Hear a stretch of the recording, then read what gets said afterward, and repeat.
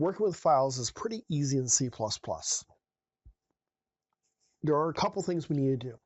First, we'll need to include the fstream library. That stands for file stream.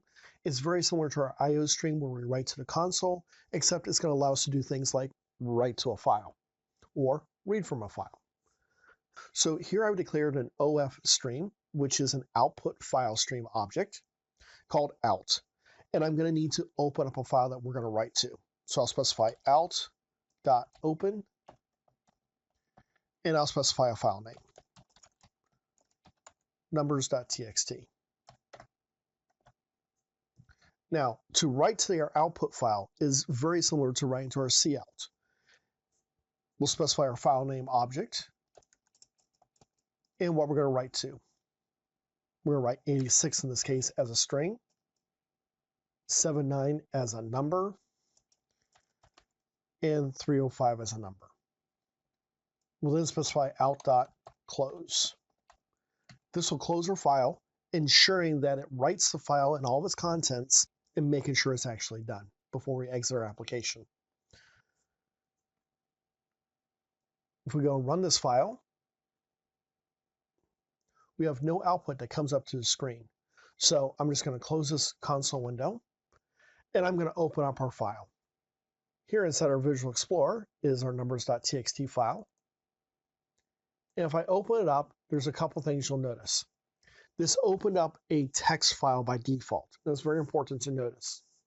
Secondly, because it's a text file, the numbers, whether they're written as a string or as numeric data, all appear the same.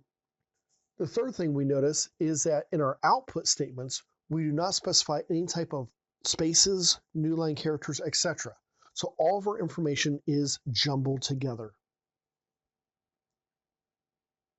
So I'm going to close this file real quick, and we're going to make a couple of small changes.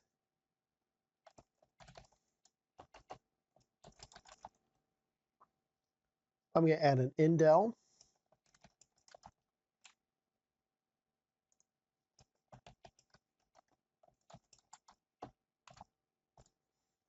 I added an indel to each of our lines. I'm going to save this and run it again. Now when I go to my numbers file and open it, you'll notice that each number has its own separate line. That makes it much, much easier for us to find and read our data knowing exactly what values we stored. We could have also put in a space, a tab character, commas if we want a comma separated file. Any of those would have worked. Now let's look what happens if we read in a file. In our case, we're just going to read in those same three numbers, nice and simple. And just use an IF stream and call it in. The IF stream stands for input file stream. Very similar to how I use the output, I'm going to say in.open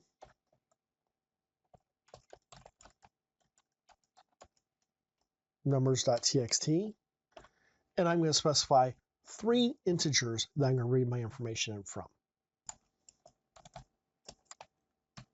Instead of using cin, I'm going to use in, my input file object. In each case, I use in, reading in the information from the file and setting it to one of my integer data types. Now that we're stored inside these variables, I can specify cout, num1, a space. I want to make sure I close my input file.